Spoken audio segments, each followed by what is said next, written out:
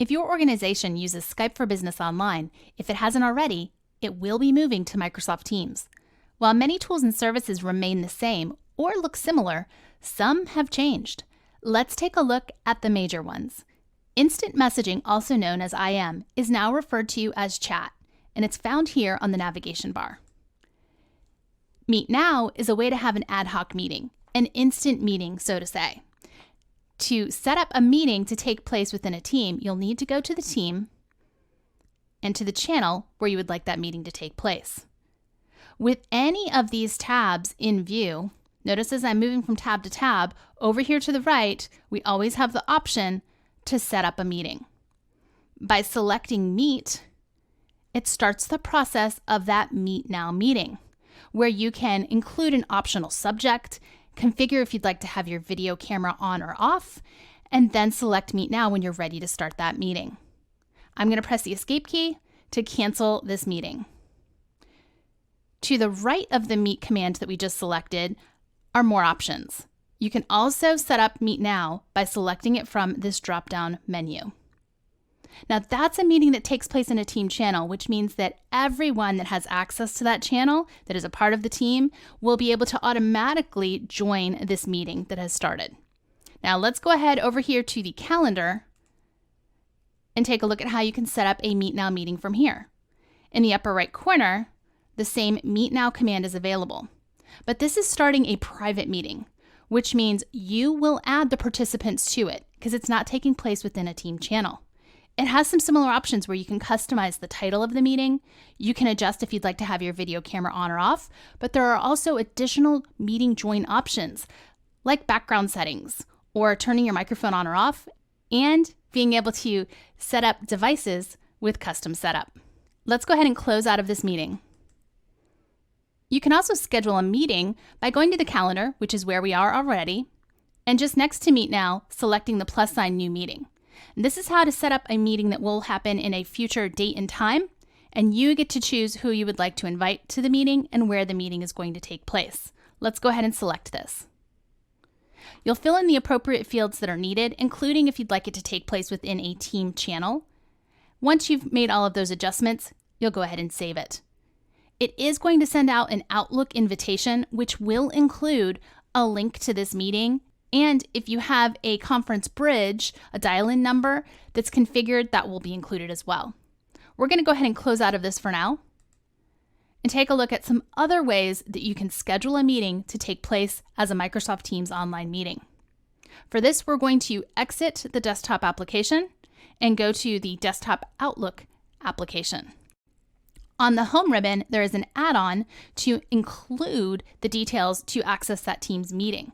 So this is something that you will have available to you with your Microsoft 365 subscription. Let's go ahead and select New Teams Meeting. And it opens a new meeting instance. And if we look down here in the details area, here is the link, which is a unique link to this specific meeting, as well as a link to learn more about Teams and some meeting options that can be configured. Now, if you've already started a new meeting and you didn't select that Teams meeting from the ribbon, you can always add that in later. Let's go ahead and close out of this invitation. We're not going to save the changes for now, but notice on the ribbon, we could still select New Meeting.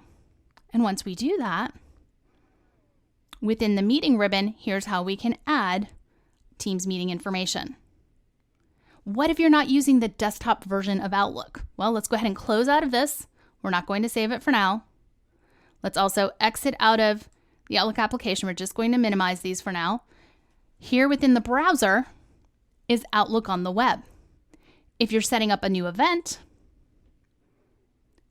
you can enable this toggle switch to include Teams meeting information. The information will not appear in the details area here until you've configured all the fields and save it.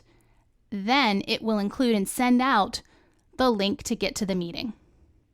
Now let's go back and take a look at the Teams desktop application.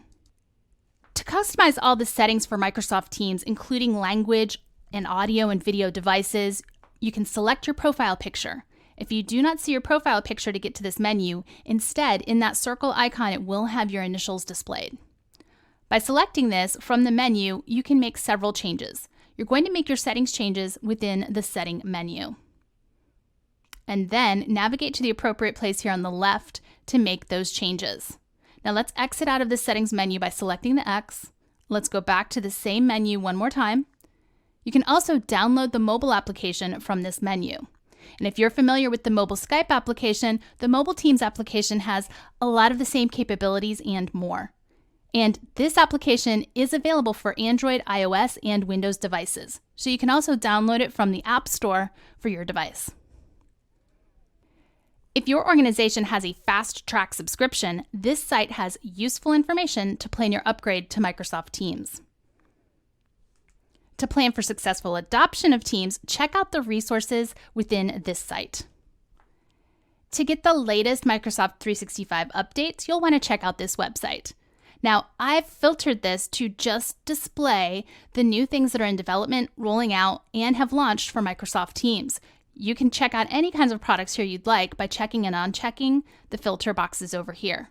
There's currently 96 updates that are in development and 31 that are rolling out. If you're an IT pro, you can find readiness resources with this website. And that's it. You should have all the tools and resources to successfully switch from Skype for Business to Microsoft Teams.